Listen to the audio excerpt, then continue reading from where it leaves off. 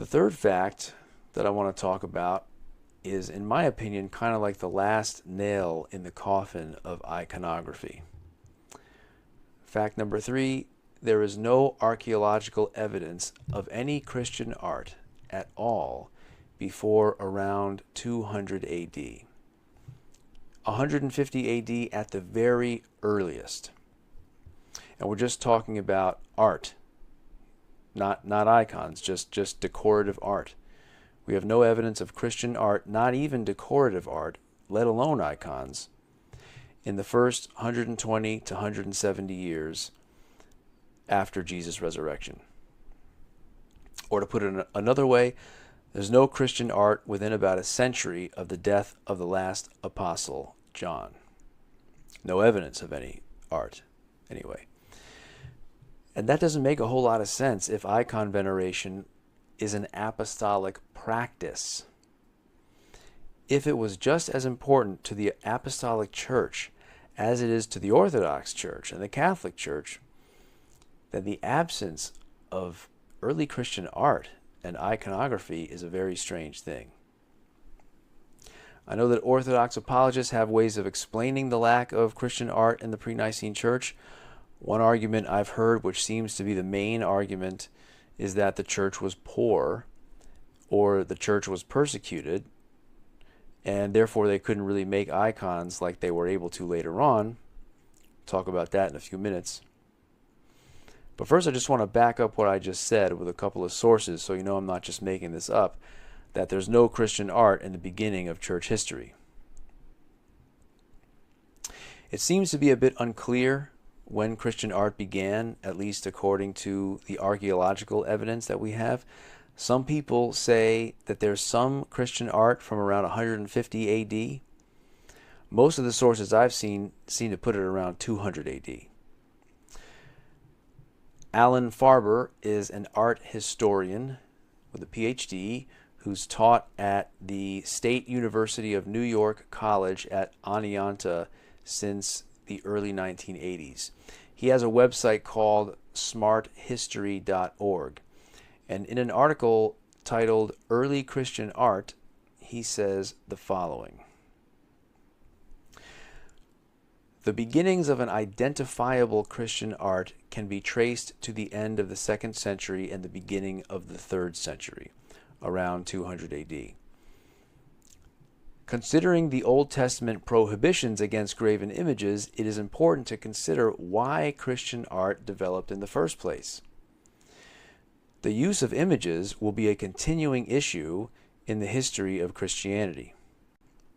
The best explanation for the emergence of Christian art in the early church is due to the important role images played in Greco-Roman culture. As Christianity gained converts, these new Christians had been brought up on the value of images in their previous cultural experience, and they wanted to continue this in their Christian experience. End quote. So he's saying that the church had started as a primarily Jewish movement, which is maybe why there wasn't really much or any art being made, at least not the kind of art that would be used in a religious context, because of the second commandment. Perhaps the Jewish Christians, and therefore the first few generations of non-Jewish Christians, still had this aversion to images, and so the early church didn't make images. But eventually the church gets to a point where it's primarily Gentiles, people who had grown up in Greco-Roman culture, and so they didn't have the same aversion to images. So at some point they start making Christian art, not necessarily icons, just talking about art here, like simple paintings, frescoes, in places like the catacombs, sometime around 200 or the early 200s. So two things to take away from this guy, Alan Farber. Number one, no Christian art before 200 AD. And second, this historian theorizes that art in the church was due to the influence of Greco-Roman culture, which had a heavy emphasis on art, whereas Jewish culture did not. It doesn't mean that art is wrong, but it means that whatever art began to be made was not because of the influence of the Jewish apostles and those early disciples, but was due to the Greco-Roman culture that the Gentile Christians grew up with, and the icons which Christians begin talking about in the 4th century. That's definitely not due to the influence of the apostles, if what this guy Alan Farber is saying is right. Richard Harries, who was a professor of divinity in a lecture that he gave at Gresham College in 2010 or 2011, he said the following: "Nearly all the very earliest Christian art that has survived is in the Roman catacombs, and we have art there from the sort of 3rd to 5th century." End quote. So it seems like the dating is a little bit unclear. And he says that most of what is in the catacombs, which was a cemetery, burial places, are inscriptions. And a small portion of these inscriptions include some kind of Christian symbol, like an anchor or a cross or a picture of a fish and loaves of bread. Justo Gonzalez, who I quoted in the episodes on apostolic succession, says the following in a section in his book, The Story of Christianity, in the section called The Beginnings of Christian Art. He says, "Since at first Christians gathered in private homes, it is not likely that there were in their meeting places many decorations or symbols alluding to the Christian faith. If there were any, they certainly have not survived. But as soon as Christians began having their own cemeteries, the catacombs, and their own churches, such as the one in Dura Europos, Christian art began to develop.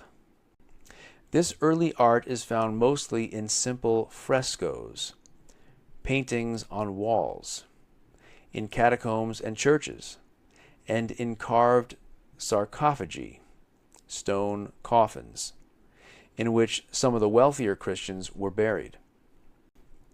Since communion was the central act of worship, scenes and symbols referring to it are most common. Sometimes what is depicted is the Lord's Supper in the upper room. In other cases, there is simply a basket containing fish and bread." End quote. And Gonzalez goes on to list a number of things that were depicted here in these 3rd century catacombs and church buildings. The fish symbol, scenes depicting Adam and Eve, Noah in the ark, water coming from the rock when the Israelites were in the desert, Daniel in the lion's den, the 3 men in the fiery furnace from the book of Daniel, Jesus and the Samaritan woman, the raising of Lazarus. And Gonzalez says, quote, "Generally, what one finds is very simple art, more elusive than realistic.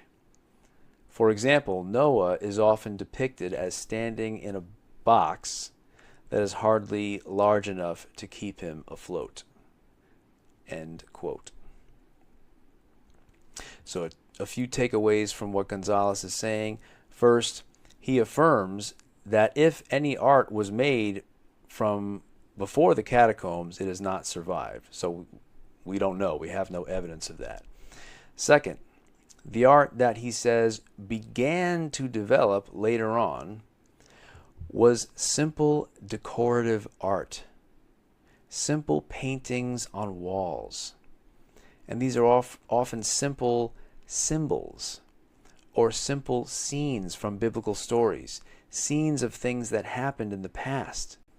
It's the beginning of Christian art which will evolve and develop like so many things do.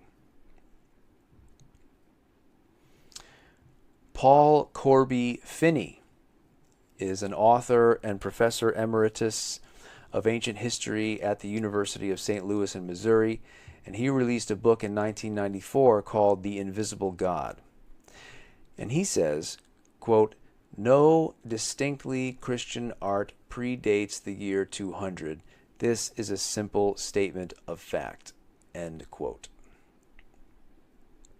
So there's several sources that all say there's no Christian art before around 200 AD. Some people say there's some art going back to about 150 AD. I don't know if that's because there are some pieces of art which have a date that is disputed, or that some people date them earlier than others. I don't know. Maybe some historians just aren't as sure as this man Finney seems to be.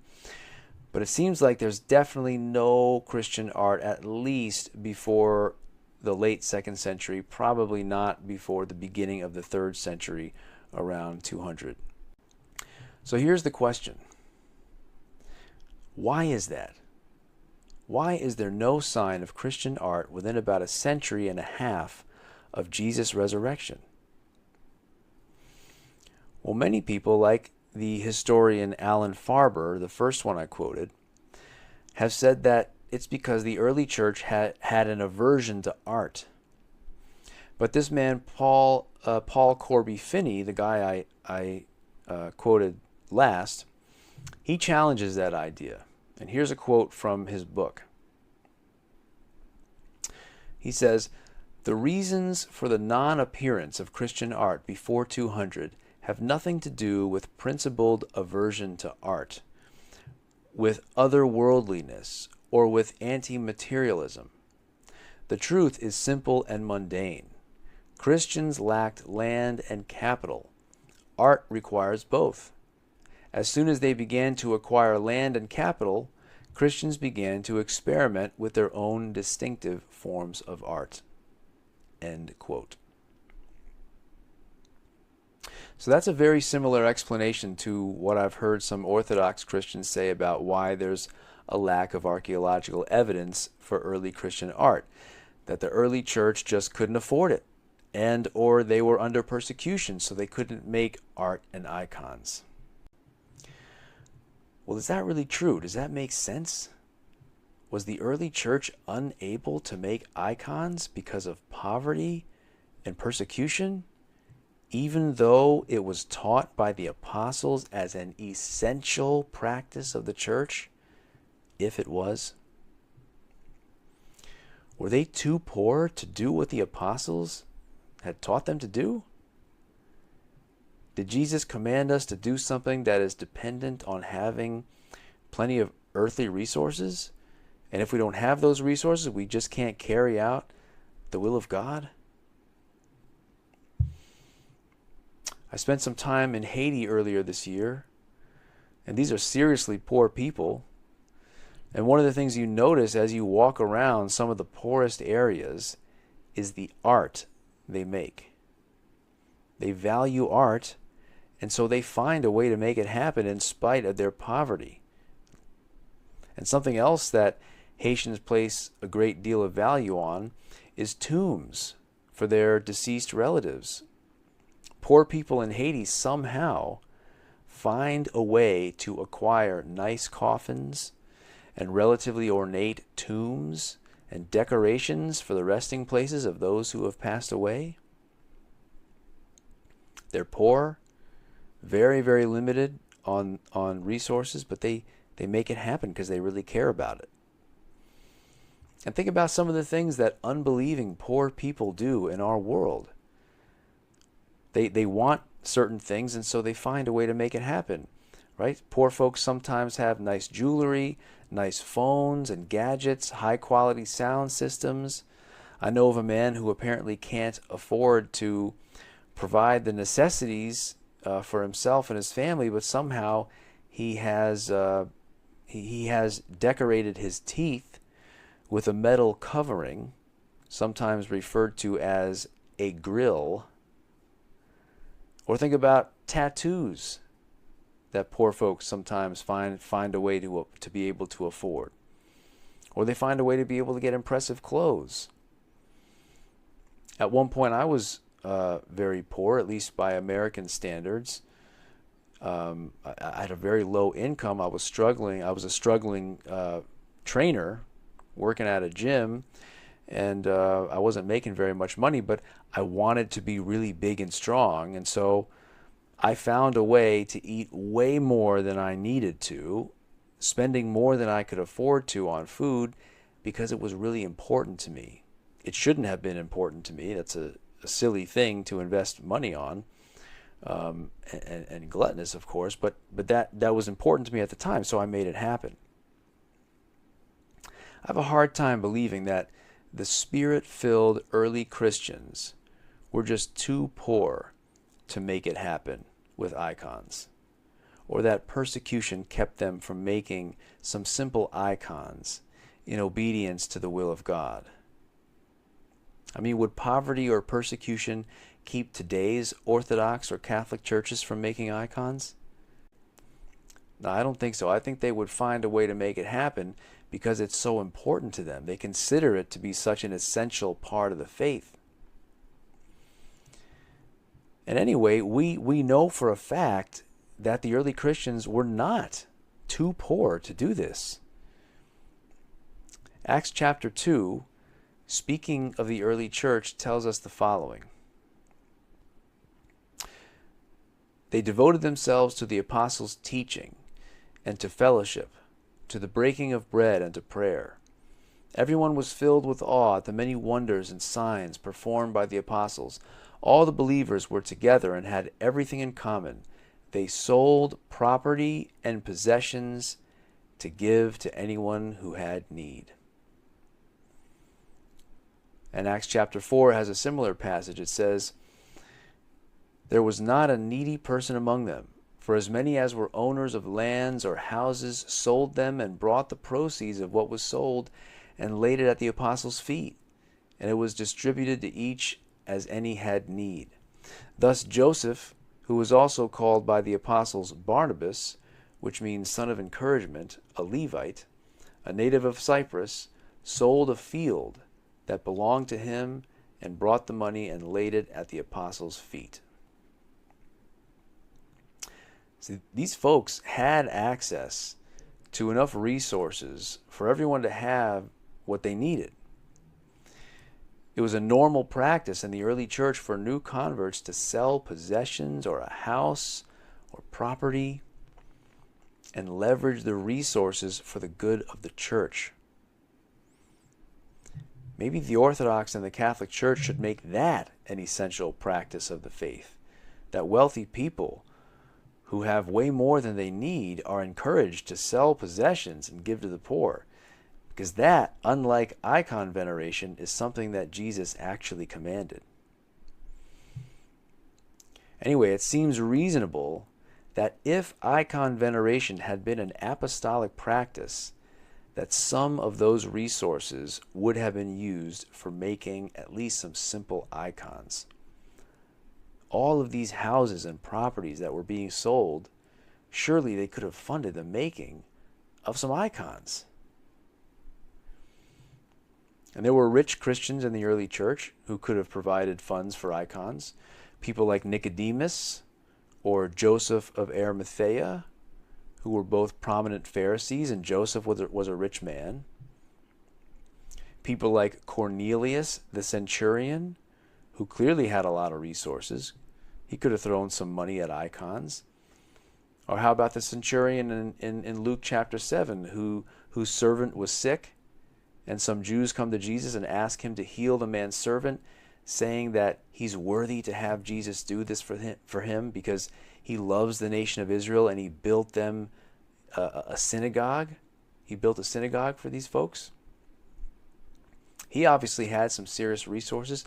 People like that did come into the church. And then Luke addresses his gospel in the book of Acts to a man he calls Most Excellent Theophilus, which is a title that implies that Theophilus was a very prominent person. The majority of people coming into the church were probably poor, but you did have people like Zacchaeus, Joseph of Arimathea, Cornelius, and Theophilus coming into the church as well, who would have then voluntarily used some or most or maybe even all of what they had for the mission of Jesus. And Paul gives specific instructions for rich Christians They wouldn't have been the majority, obviously, but they were there. And so the resources they would have needed were there. If this was a practice that had been commanded by the apostles, essential to the faith, something you need to believe in and practice to be a Christian, then it would have been happening. They would have made it happen. You would have had Christians donating time, energy, and money to the practice of icon veneration. Well, what about persecution? Could that have kept the church from making icons in obedience to the apostles? I don't see why that would be the case. There were 3 big persecutions that broke out over the course of the first 3 centuries. But it wasn't as though it was 300 years of continuous persecution all over the empire, so that Christians could never worship together or work a job or have a family or have some kind of normalcy in their lives. It's not as though they were continuously on the run or something like that. Persecution could break out in different parts of the empire at different times, but it wasn't continuous, and it wasn't something that kept the church from living out the Christian life in the way the apostles had commanded them to. There were long stretches of time when Christians lived in peace. So if they had been instructed by the apostles to make and venerate icons, they could have and would have done it. But if venerating icons was an apostolic practice, then it shouldn't make a difference. Even if there was constant persecution, the church would have done what Jesus wanted them to do. And yet there's no icons, not even any decorative art, like what begins to show up in the 200s, that survives from between Jesus' resurrection and around 200 AD. Why haven't any icons survived from that time? If the church had been doing this all over the Roman Empire and in other parts of the world where the apostles had planted churches, then shouldn't we have at least some evidence of that? At least some?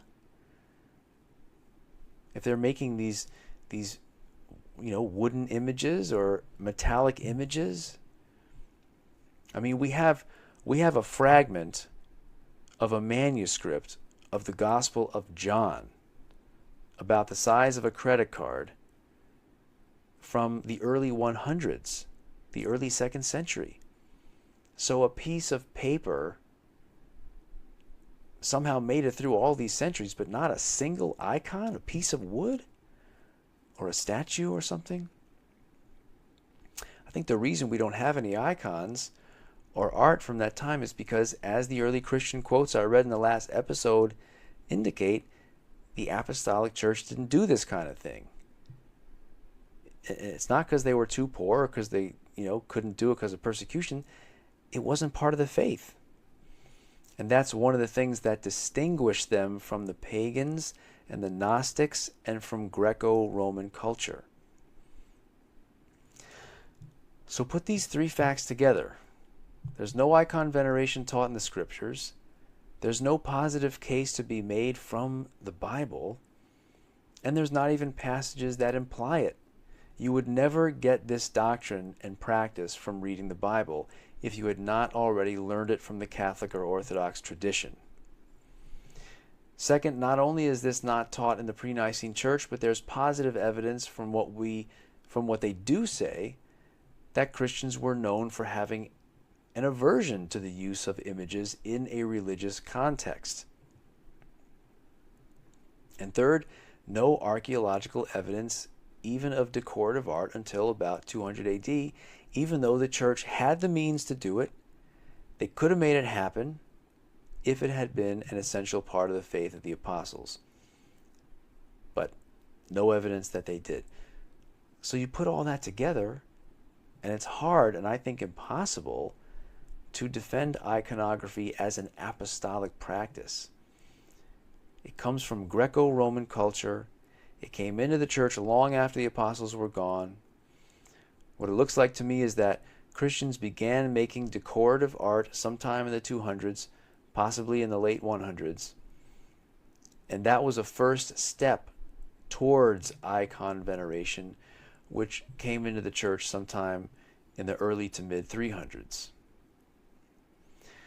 So, like I was saying a couple of episodes ago, this doctrine that the Catholics and the Orthodox, they make it appear like this solid, historical part of the faith, but it's like a hologram. It looks real, it looks strong at first, but there's nothing there. There's nothing behind it. And whatever philosophical arguments Catholic or Orthodox apologists might make, no matter how reasonable they may seem to be, it doesn't matter. We should not be persuaded by these arguments any more than we should be persuaded by arguments that Protestant apologists make, which also sound plausible and reasonable from a certain perspective, at least to many people, but which cannot be grounded in Scripture or in earliest Christianity. So it might sound plausible from a certain perspective, but icon veneration and the philosophical argumentation that Catholics and Orthodox have developed to defend it is clearly not a way of thinking that we would have learned in the apostolic church. There's no good reason to think that that's the case. And so in the words of the Apostle Paul in Colossians 2, verse 8, see to it that no one takes you captive by philosophy and empty deceit, according to human tradition, according to the elemental spirits of the world, and not according to Christ. Thanks so much for listening. And then in the next episode on this topic of Catholic and Orthodox Church, I'll discuss another way in which I believe they have departed from the faith of the apostles.